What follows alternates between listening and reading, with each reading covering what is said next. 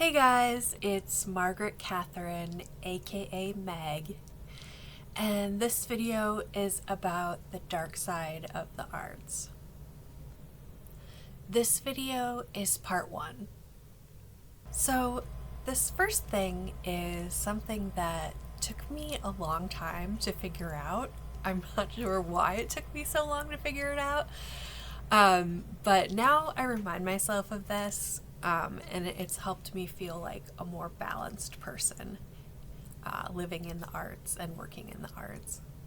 So, more than ever, decades into the internet, there's so many ways for people to write about you and your work and express how they're feeling, and there's a lot of different ways people can get your attention, and there's just it's a lot.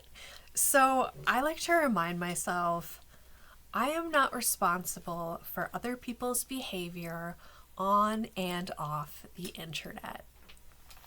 And I'm just going to say it again because, yeah, we really need to just always remember that. I am not responsible for other people's behavior on and off the internet. So, in Pride and Prejudice by Jane Austen, the character Caroline Bingley is a huge bitch. At one point, the main character, Elizabeth Bennet, has to say, I deserve neither such praise nor such censure. Sometimes your work will be praised, sometimes your work will be criticized, and you want to stay neutral and keep some distance. If you take every bad thing and every good thing too seriously, you could go a little crazy. Your job is to do your work. So, during the cool girl era, women thought that they should be both perfect and effortlessly that way. Even though that era is over, it's hard to shake some of the teachings of that time. Being in the arts is hard, and so is life, and none of it is effortless.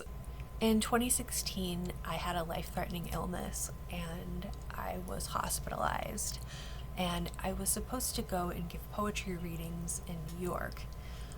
But obviously I couldn't leave the hospital because it was a life and death situation. So I wrote about being sick, and more people ended up reading that piece than would have been at those readings in New York. But I still, want to be that effortless person. So that piece turned into a book, and then the book was nominated for the Goodreads Choice Awards.